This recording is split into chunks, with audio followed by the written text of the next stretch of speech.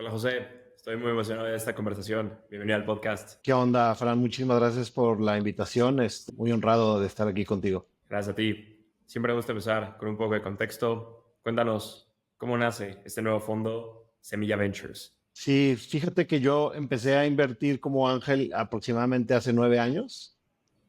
Este, mi background, digamos, empresarial es en la empresa de mi familia, ¿no? Mi padre fundó una empresa de cable en los setentas. Con el tiempo y con el cambio de la tecnología, la empresa de cable, de ser solo de televisión por cable, se convirtió en realidad en una empresa de datos, ¿no? Como cualquier empresa de telecomunicaciones. Eh, digamos, originalmente la empresa daba servicios al consumidor, ¿no? Eh, era un servicio, digamos, B2C. Y cuando cambia la tecnología, se migran a redes de fibra óptica o redes híbridas de fibra óptica y coaxial. Realmente empezamos a dar servicios como cualquier empresa de telecomunicaciones, se convierte en una empresa de Internet.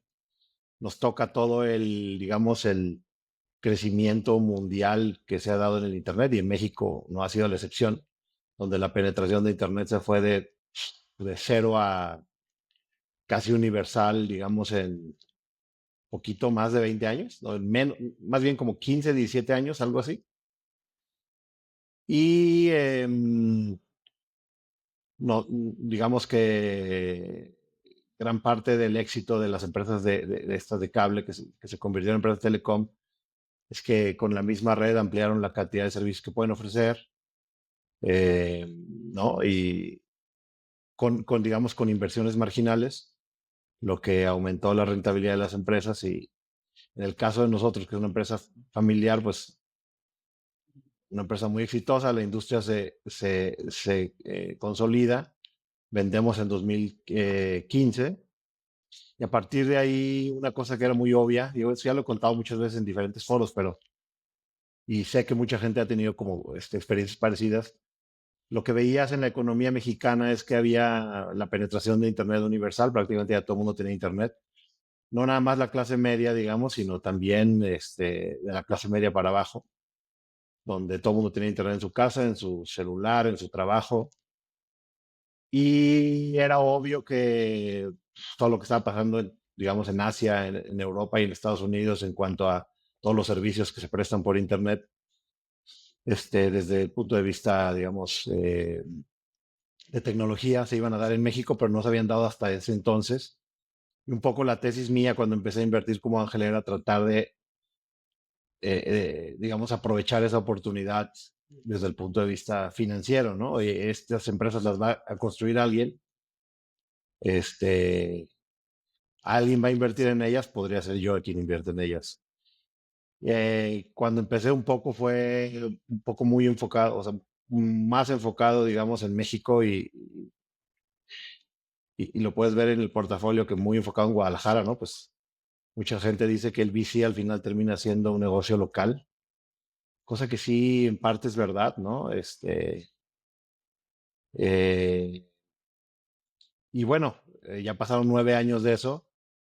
Yo tenía mucho interés digamos, en profesionalizar esta actividad de invertir, pero me daba, la verdad, preocupación y miedo de que fuera a levantar capital y después me fuera a ir mal. Y entonces me preocupaba mucho el tema reputacional y pues no quería hacerle perder dinero a nadie, ¿no? Entonces por eso lo empecé a hacer con mi propio patrimonio, digamos, con mi propio capital. Eh, pues tú que mejor que nadie lo sabes, ¿no? Que con tu podcast y con la experiencia que tienes, esto es de largo plazo, ¿no? Eh, digamos que el tiempo que las empresas toman en madurar es muy grande. O sea, estás hablando de 6, 7, 8, 9 años, 10 años. Y por lo mismo también los exits son, digamos, tardados, si lo quieres ver de alguna forma. Y entonces, ya después de 9 años, ya digo, tuve toda la experiencia de empresas que se mueren, empresas que han sido exitosas, empresas que han sido vendidas, operaciones secundarias donde he vendido parte de mis acciones en algunas empresas, donde ya tengo, digamos, resultados que se pueden justificar desde el punto de vista financiero, donde, digamos, mi actividad como inversionista ha sido, pues, muy rentable. Y entonces ya, digamos que para mí el ciclo se completó en el momento en que tuve mi primer exit grande, donde recuperé como 1.3 de todas las inversiones que había hecho desde que empecé. Y entonces, pues ya estás hablando de un ciclo completo, ¿no? Donde se probó digamos, la tesis y la idea del venture capital. En México, pues no muchos inversionistas, digamos, tenían experiencia con venture capital. Y la verdad había y sigue habiendo mucha, no sé cuál es la palabra, pues escepticismo respecto de si este modelo de venture es aplicable también en México y Latam. Yo creo que ya en este momento es claro que sí, ¿no? No sé qué te opinas tú, pero... Y entonces ya sé que ya tengo la confianza en que lo sé hacer y que lo puedo hacer. Y entonces por eso decidí levantar el fondo, porque ya no nada más es estar, digamos, experimentando, sino ya algo que ya sé hacer, hacerlo más profesional. No sé, ya he hecho mucho choro, pero no sé si más o menos contesté la pregunta. Y se dice fácil, ¿no? Pero 9 años invirtiendo en early stage, bueno, principalmente en México, ¿cuáles son las características de las empresas más exitosas? O sea, en estos 9 años, ¿qué has visto de ya sea los equipos, las empresas, las que son más exitosas? ¿Qué cualidades tienen que las volvieron pues, un éxito para ti como inversionista? Bueno, primero, antes de contestarte, no puedo dejar de hacer énfasis en que esto toma muchísimo tiempo, o sea, muchísimo más del que yo pensé al principio. Es común en Estados Unidos, por ejemplo, en Silicon Valley, que ves empresas que tienen 2, 3 años. O sea, sí pasa que hay empresas muy jóvenes que se venden a evaluaciones altísimas, ¿no? Sobre todo en épocas cuando hay burbujas. Sin embargo, eso en la TAM realmente no existe. O sea, es muy raro que una empresa joven se venda a evaluaciones muy altas, ¿no? Y cosa diferente a que levanten capital y haya secundarias, eso sí ha sucedido. Pero digamos que inviertes en una empresa y a los 3 años tengas un éxito y hagas 20x, 30x, 100x, eso en LATAM yo no lo he visto, no, que yo sepa no existe. Entonces, cuando yo empecé, yo lo que estaba tratando de buscar, digamos, era modelos de negocio que tuvieran sentido y que aprovecharan, digamos, esta oportunidad del Internet. Y buenos emprendedores, ¿no? Sin saber exactamente qué significaba ser buen emprendedor. Que creo que mi énfasis al principio era demasiado sobre los modelos de negocio, cosa que ha cambiado radicalmente durante los últimos 9 años, donde ahora lo que busco es más bien gente que parezca buena, o sea, y digo parezca porque al principio es muy difícil saber quiénes van a ser exitosos y quiénes no, o sea, si tú tienes un pool de emprendedores, digamos, los que dirías que parecen buenos, aún esos que parecen buenos o igual son buenos, no todos van a ser exitosos, ¿no? Entonces, lo que trato de decir es que ahora hago un énfasis más en el emprendedor. ¿Qué he aprendido estos 9 años de qué es un emprendedor bueno? Bueno, para empezar, es un cuate que este, tiene mucha tolerancia al fracaso y a la frustración. Digo, por ejemplo, el caso de Alex Guizar de Bill Pocket, es un cuate que, y es un ejemplo, pero puedo decir muchos ejemplos, pero ese es un cuate que empezó con un equipo de tres, empezaron 3 emprendedores. No me acuerdo si al mes o a los 2 meses o 3 meses, algo así, se va el primero, ¿no? Después quedan dos. Como el año y medio empieza a haber conflictos entre los fundadores y simplemente ya no se entienden. Se va el otro y se queda Alex solo, digamos, al año y medio de haber empezado, ¿no? Y a pesar de eso, pues es un cuate que nunca se dio por vencido, a pesar de que tenía enfrente, digamos, una empresa que estaba súper bien fondeada, que era Clip, ¿no? Que era su competidor más directo. y que levantó, no me acuerdo ahorita, 10, como 100, como 50 veces más capital de lo que levantó Bill Pocket. Entonces hubo un momento, me acuerdo cuando estaba levantando la Serie A, que en México prácticamente ya no había quien invirtiera en Bill Pocket porque todo el mundo decía, no, ya, esto ya lo ganó Clip, ya no se puede. Cosa que era un error, obviamente, pero en ese tiempo, y todavía un poco, pero en ese tiempo predominaba mucho el group think de los VCs de Ciudad de México, ¿no? Y sin embargo, Alex no se dio por vencido y siguió operando y siguió mejorando, digamos, sus números, siguió creciendo, enfocándose en nichos, enfocándose en diferentes en industrias con un enfoque diferente al del operador grande, digamos, que era Clip. Y después, obviamente, pues empezó a crecer un chorro, la verdad, la empresa iba muy bien, hasta que eventualmente fue inevitable que pudiera levantar su serie A, ¿no? Y durante todo este proceso era frustrante verlo como inversionista. Yo estaba en ese tiempo en el board como observador, pues que era nos juntábamos cada 3 meses, cada trimestre, y era frustrante ver cómo no había avance, ¿no? Y no se podía. Y durante ese tiempo, primero la evaluación, no me acuerdo exactamente de números, pero hace cuenta que quería levantar sería 15, después no podía, y después ya pasaron otros 6 meses y ya no, pues ya creció la empresa, ya no vale 15, ahora vale 20. Y así, digamos que y todo este choro es para decir, y trato de explicarlo con ejemplos, ¿no? Pero todo este choro es para decir que quizá la cualidad más importante es la resiliencia, ¿no? No darse por vencido, no perder la fe, aunque todo el mundo te diga que estás mal, seguir adelante, siempre y cuando tú estés convencido y aparte el mercado te lo esté diciendo, que tu estrategia y que lo que estás haciendo está bien, ¿no? Ese es quizá en mi opinión, la principal, no, el principal marcador o la principal característica de un buen founder. Ahora, lo que sí es cierto, ya sé, y es lo que yo diría, lo que estoy diciendo, la respuesta que yo diría es, oye, sí, pues hay un chorro de founders que son muy resilientes, pero pues su empresa no va a ningún lado. Y después lo que tienes es algunos emprendedores que a pesar de que todo les está diciendo que tienen que ya mejor tirar la toalla, cerrar, ¿no? Liquidar y a lo que sigue, este, siguen, pues, no lo digo en mala onda, pero siguen tercos, ¿no? Con su idea, a pesar de que no hay muestras de que el mercado le esté dando la razón. Y entonces hay, digamos, una delgada línea entre resiliencia y necedad, ¿no?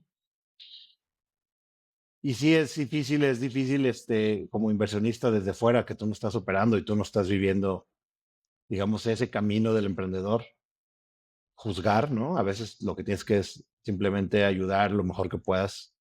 Al final el emprendedor va a hacer lo que quiera, pero esa resiliencia cuando el mercado te está diciendo, que te está diciendo que sí, aunque los inversionistas te estén diciendo que no, ¿no? Esa es una. Y la otra es simplemente que está relacionada es altos niveles de ética de trabajo, ¿no?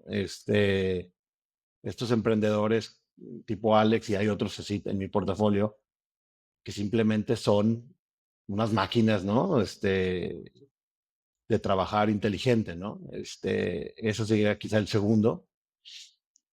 Otro más que también es importante es altos niveles de inteligencia, ¿no?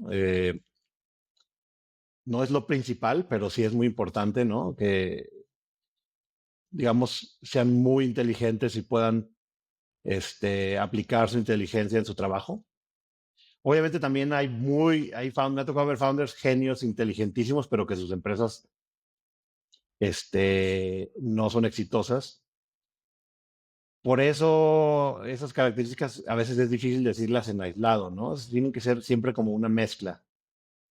No sé si más o menos, quizá esas tres, hay otras, ¿no? El tema de la humildad para mí es muy importante. En mi experiencia personal he visto que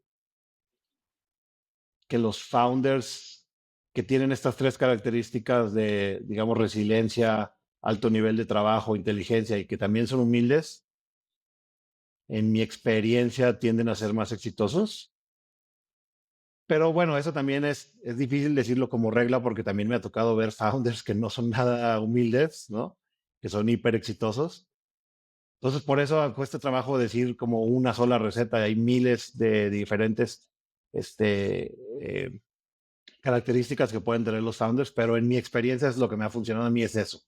Quizás esas cuatro cosas. ¿Qué tanto crees que el timing juega un factor adicional a todas estas características que mencionas, ¿no? O sea, 2015, Totalmente. cuando empezaste a invertir, pues esta época de bajas tasas de interés, puedes algo B2C, tienes el caso cuando nacen las Ubers, Airbnb, todas estas que iban B2C, que necesitaban mucho capital para crecer y hoy son lo que soy, ¿no? Entonces, ¿qué tanto crees que el timing es importante, ¿no? Y cómo ves esto como inversionista. Totalmente. Y es la pregunta de qué tanto juega la suerte, digamos, en esta actividad de ser inversionista. Y yo lo que te diría es que la suerte sí juega y el timing totalmente juega.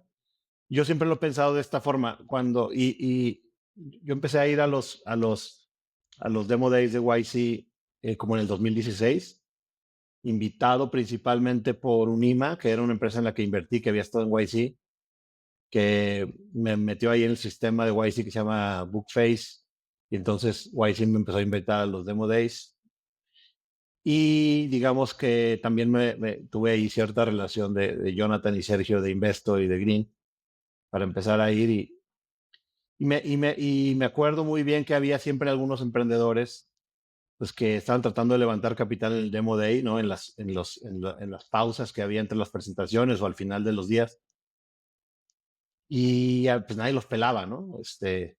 Y entonces me gusta mucho leer de las historias estas, como la de Brian Chesky o la de Travis Kalanick, el founder de Uber, o incluso Brian Armstrong cuando levantó para Coinbase. Y lo que ellos cuentan es que les costó un trabajal levantar 1 millón, ¿no? O sea, nadie los pelaba, todo el mundo les decía que no tenía sentido. Y un poco lo que yo decía, ojalá hubiera estado yo ahí, porque si yo hubiera visto a Brian Armstrong y me hubiera dicho lo que quería hacer con Coinbase, o sea, yo hubiera invertido sin pensar, ¿sí me explico? Si hubiera dicho, va, este, entonces claro que es un tema de timing, o sea, digamos que si yo 4 años antes hubiera tenido la oportunidad de escuchar el pitch de Brian Armstrong, estoy seguro, seguro, seguro que hubiera invertido. Obviamente yo en ese tiempo pues no estaba invirtiendo, estaba trabajando, no tenía ni tiempo ni dinero. Este, entonces, totalmente el timing tiene. Porque la otra, en 2021, seguramente a ti también te tocó ver un chorro de gente que empezó a invertir, ¿no? O que entró a invertir en fondos o que entró a invertir como ángel, cosa que está bien, ¿no? Lo malo o lo, digamos, triste para muchos de esos inversionistas que empezaron en el pico de la burbuja. Y me tocó a mí ver un chorro de fondos que invirtieron fondos enteros en un año, ¿no? Y lo más probable es que a la mayor parte de esos fondos no les va a ir bien porque invirtieron a evaluaciones altísimas en empresas que pues eran nuevas, eran pre-seed, ¿no? O seed, donde la tasa de, digamos, de muerte de las empresas es muy alta.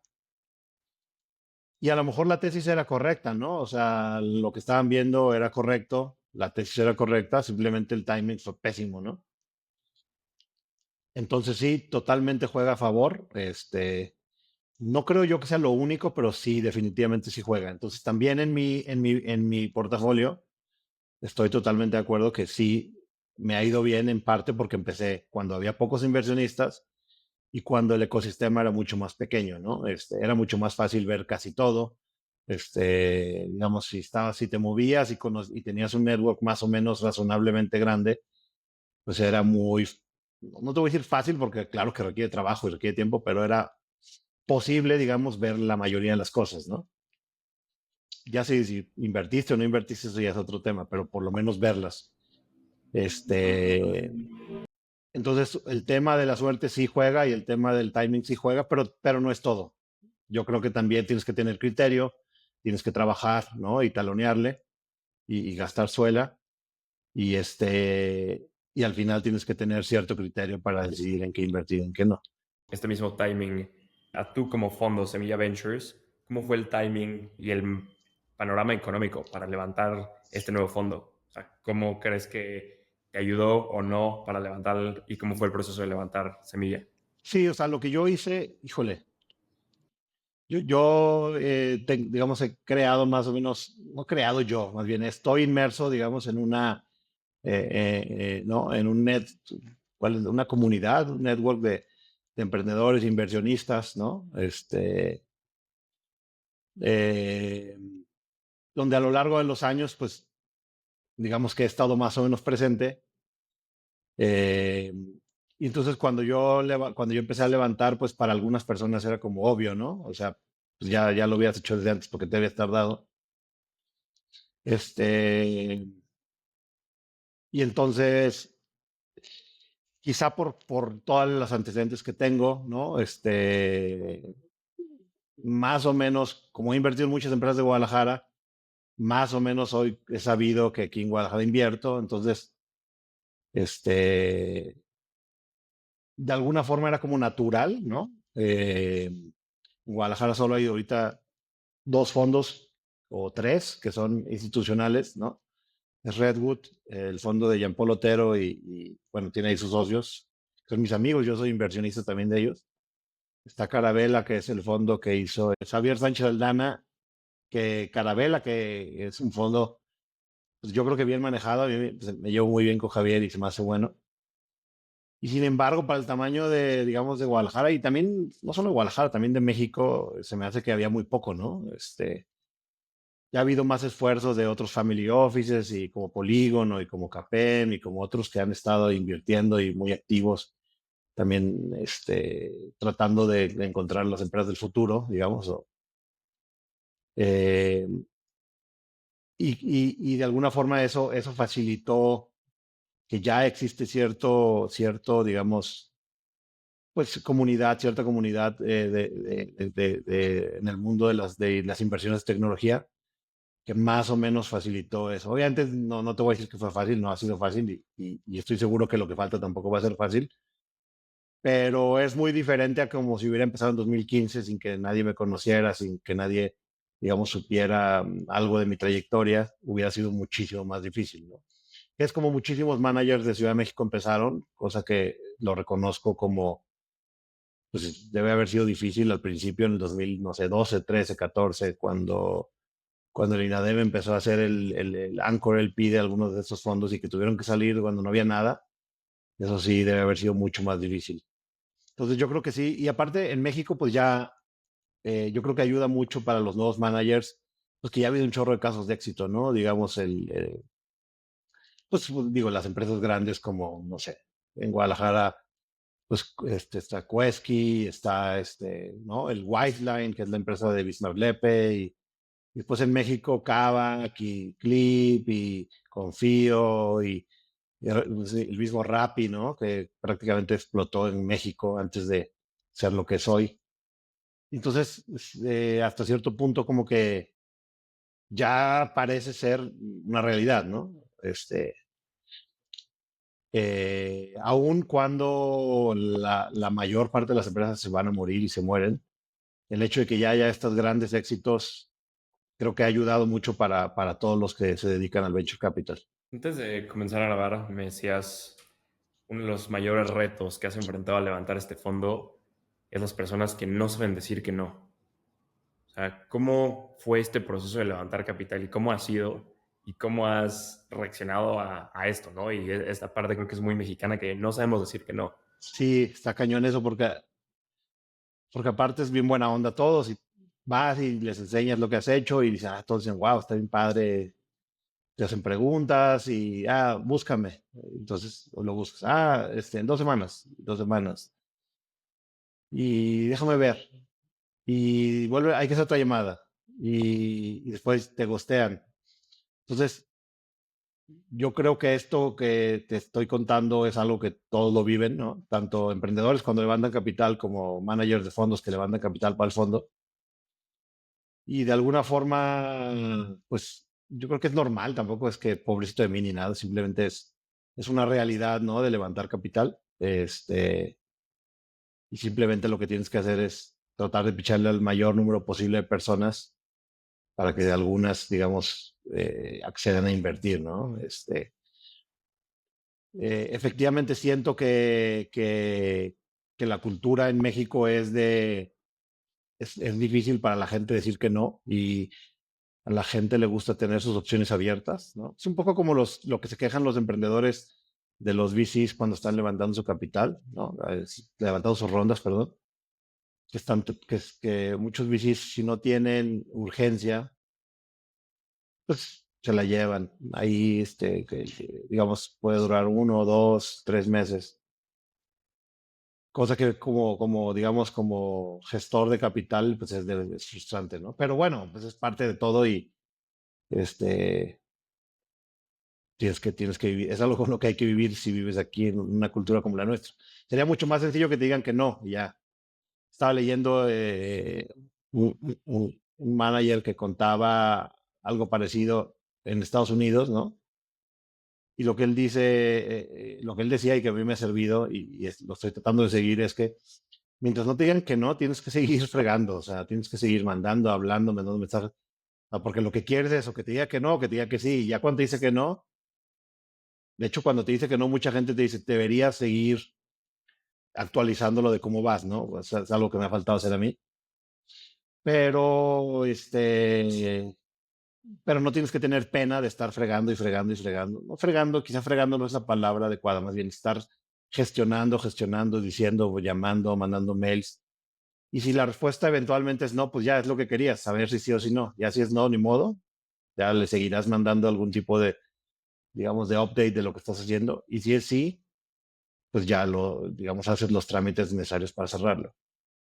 Pero sí, sí creo que es difícil, pues ya es parte del trabajo, yo creo, ¿no? ¿Cómo un fondo puede generar este sentido de urgencia con los LPs? Yo creo que como fondo ser muy estricto digamos, en tus tiempos, ¿no? Es lo que estoy haciendo yo, o sea, ¿sabes qué? Voy a cerrar, ¿no? O sea, ojalá, me encantaría que estuvieras y ojalá que estés, pero si por alguna razón no puedes estar antes de tal fecha, pues ni modo, no pasa nada. Y eso debería, el objetivo de eso es que, pues, que la gente te diga que no, que sí, ¿no? Que es lo que querrías. Y con el riesgo de que a lo mejor no llegues a digamos, a la banda alta de donde quieres, del capital que quieres levantar, entonces tienes que tener cierta flexibilidad de dónde quieres quedar, ¿no? Lo que yo creo que no es conveniente para mí, y he visto a gente que lo hace, pero para mí no es conveniente, es mantener abierto eternamente el fundraising, ¿no? Creo que el fundraising tiene que tener un inicio y tiene que tener un fin. Este, lo que sé por experiencias de otros amigos y demás es que el primer fondo siempre es el más difícil, ¿no? Bueno, es que no, después también dice, no, es que el segundo también es bien difícil, porque como todos los fondos tardan en madurar, cuando levantes el segundo, si el primero todavía no muestra, digamos, plusvalías de capital que sean buenas, después te cuesta mucho trabajo levantar el segundo. Y lo que he leído también es que de los managers que llevan, no sé, 10 fondos, 12 fondos, es que cada fondo tiene sus particularidades y sus dificultades, ¿no? Entonces, yo creo que más bien es una parte del trabajo, ¿no? Así es y ni modo. Sí, yo había escuchado que el tercero, ¿no? Porque en el tercero ya tienes que tener los retornos del primero y si no tienes ese ya DPI del primero, entonces es más complicado. Sí, hay bastantes que cada uno dice el primero, el más difícil, el segundo, el tercero y luego lo que dices hasta fondo 10. Pues sí, hay muchísimas perspectivas. Ahora, José, preparando la entrevista, veo De que estás en acuerdo. el consejo de yo te presto 100 ladrillos. ¿Cuáles son y han sido las mejores prácticas que has visto en los consejos, ¿no? ¿Y qué le recomendarías a una startup allá afuera? ¿Qué, cómo, cuándo montar el consejo para su empresa? En los dos casos, esos fondos, digamos, se iniciaron muy temprano, con diferentes niveles de formalidad. En el caso, por ejemplo, de Yo Te Presto, empezó, o sea, obviamente era consejo, pero más bien era lo que era quizá los primeros, no sé, 4 años, no, los primeros 3, 4 años de la empresa, es que era más como un comité ejecutivo, ¿no? O sea, y fue una experiencia muy padre porque nos juntábamos como una vez cada 15 días, una vez cada 10 días, y nos metíamos a muchísimo detalle, o sea, casi Rubén en ese tiempo nos usaba como si fuéramos advisors ejecutivos, ¿no? Y ayudábamos en mil cosas, ¿no? Eso ayudó mucho en Yo Te Presto, porque Yo Te Presto tiene la característica de que, como es un marketplace, eh,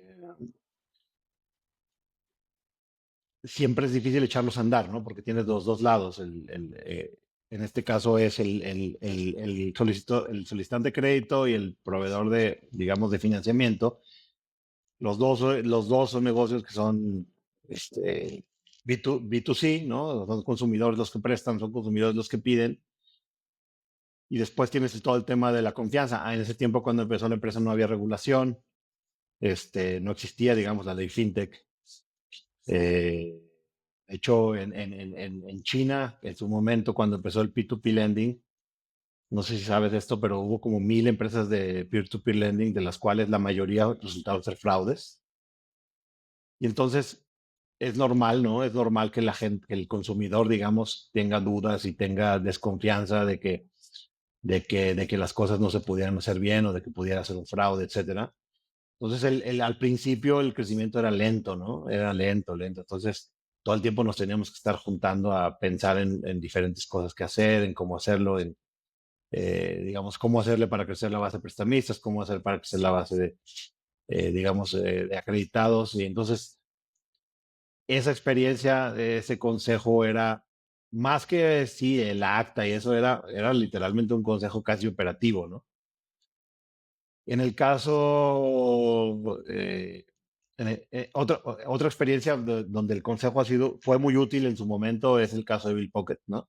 Bill Pocket muy temprano, después de su serie C, empezó a hacer consejos muy formales cada trimestre, este, donde también los consejeros se metían a fondo, ¿no? Y toda la empresa se vio forzada a empezar a operar de forma mucho más profesional. Tenían que hacer esta presentación, o ellos hacían esta presentación súper formal de cómo iba todos los aspectos de la empresa, cómo iba el crecimiento, cómo iba, no sé, digamos, temas de producto, etcétera, etcétera, etcétera. Y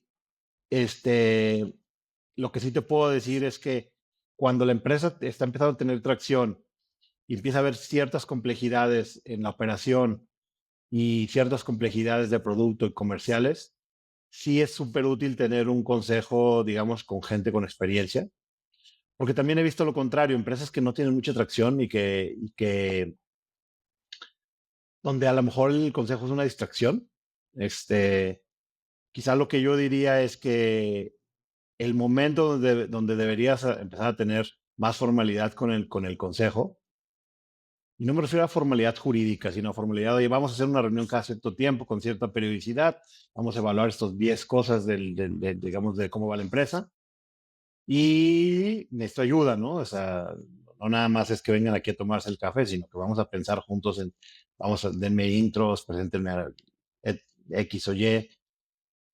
Eso se debe hacer en el momento en el que la empresa empieza a tener tracción real, ¿no? O sea, ¿Qué es entre tracción más real? rápido, tracción real es, empiezas a crecer en clientes, empiezas a crecer en ingresos, empiezas a, digamos, a lanzar nuevos productos, empiezas no, o sea, si prestas necesitas más, necesitas levantar deuda o necesitas gestionar que, en el caso yo te presto, que más gente preste. Eh, es decir, que los indicadores de negocios van para arriba, ¿no? Donde las cosas empiezan a complicar y digamos que deja de ser esa pequeña startup para empezar a ser, digamos, una startup de alto crecimiento. Yo creo que si eso no existe, todavía no hay product market fit, digamos, no hay crecimiento y, digamos, no hay negocio real. Yo creo que es mejor no hacer nada. O sea, es mejor que tengas tus advisors personales con los que puedas rebotar ideas o tus co-founders, ¿no?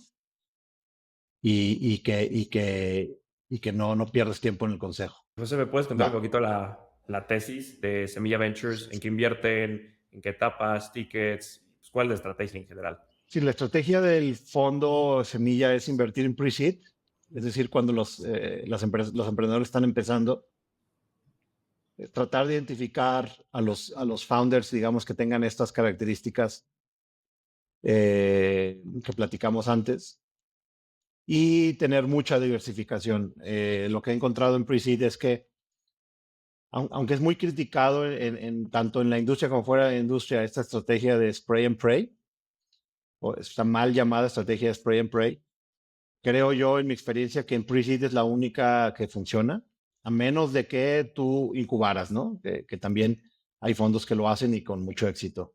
Pero si tú no vas a incubar, la mejor estrategia en Pre-Seed creo que es la diversificación. Entonces, la diversificación y aparte con tickets más o menos iguales, del mismo tamaño. En el caso mío, voy a hacer tickets entre 150 y $250,000. eh, Tratando de que siempre sean más o menos de 200,000, ¿no? A veces no se podrá, a veces sí podrá, dependiendo de la situación particular de la ronda de las startups que están levantando. Sí voy a reservar un poquito para follow-ons para las 5 o 6 mejores empresas del portafolio. Quiero invertir más o menos en 50 empresas por fondo. Eh, Todo regional, es decir, México y Spanish Speaking Latam, ¿no? Y también algo en Estados Unidos, si tiene sentido, esté o no esté relacionado con Latam. Eh, eh, es generalista el fondo, pero sí tiene exclusiones. Por ejemplo, no voy a invertir nada en cripto, no voy a invertir nada que tenga que ver con cannabis, nada que tenga que ver este, con VR, AR, ni nada de eso. Eh, Fuera de eso, prácticamente estoy abierto a invertir prácticamente en todo. Eh, Creo que la oportunidad ahorita en la TAM es mucho más grande que antes, ¿no? Que sobre todo que en el periodo de 2020-2021, donde lo que había era una burbuja, ¿no? Muy grande, donde las empresas que no tenían prácticamente nada estaban levantando evaluaciones absurdamente altas, que no le hacían bien a nadie, ni al inversionista ni al emprendedor, y que gran parte de lo que pasó, digamos, 2022, 2023 y hasta el momento, donde muchísimas empresas que parecían prometedoras y que a lo mejor en diferentes circunstancias hubieran sido exitosas, pues terminaron, digamos, este, ahogadas en dinero, ¿no? ¿Cuál es la palabra? Quizá empachadas, ¿no? Porque el hecho de haber levantado tanto evaluaciones tan altas y entonces te lo tienen que gastar y empiezan a contratar muchísimo sin tener product market fit, pues eventualmente lleva a lo que ha llevado, que es un moridero de startups, ¿no? Entonces, esa es un poco la tesis eh, de Semilla. Obviamente es una tesis que tiene, digamos, el principal contra que tiene una estrategia como la de Semilla es que la maduración de las empresas tarda, ¿no? Mucho más que en Estados Unidos quizá, donde quizá la maduración, que según mi experiencia en México, toma más 5, 6, 7 años, ¿no? Donde en el año 7, en el año 8 deberías estar teniendo tus primeros exits de empresas muy exitosas y donde la evaluación de entrada debe ser baja, ¿no? No baja donde estés castigando a los emprendedores, sino más bien tiene que estar directamente relacionada con la atracción de la empresa en el momento del levantamiento. Básicamente esa es. Llegamos a la parte final de la entrevista. Te voy a hacer unas últimas preguntas donde te pido que la respuesta sea lo más breve posible. ¿Cuáles son las tendencias que más te emocionan como inversionista? Me emociona la inteligencia artificial, aunque no estamos en el punto donde pudiera ser, digamos, sustituir al trabajo del hombre. Me emociona mucho el potencial. ¿Qué sabes hoy que te hubiera gustado saber cuando empezaste a invertir? Me hubiera gustado tener más claro que el emprendedor hace lo que él cree que debe hacer y no lo que tú le digas. ¿Qué harías para fomentar las inversiones en los fondos de Venture Capital de LATAM? Crear comunidad con tu base del PIS, como lo hacen algunos fondos, por ejemplo, Magma lo hace muy bien. ¿Generalista o especialista? Generalista. ¿Qué consejo le darías a un first-time fund manager? Que tenga muy clara cuál es, digamos, la estrategia de su fondo. Por último, ¿cómo ves a Semilla Ventures dentro de 5 años? Híjole, dentro de 5 años levantando un segundo fondo y a lo mejor un fondo de oportunidad para invertir en las mejores empresas del portafolio. Buenísimo. José, me encantó platicar contigo. Muchísimas felicidades por todo lo que has hecho y actualmente con Semilla Ventures. Yo creo que siempre nuevos fondos con diferentes perspectivas y más de tu lado que llevas 9 años invirtiendo. Entonces vienen cosas súper interesantes y muchísimas gracias por el tiempo. Fran, muchísimas gracias por haberme invitado a tu podcast. Lo sigo desde hace algún tiempo. Te agradezco mucho la disposición de entrevistarme y por el tiempo que le dedicas a esta grabación.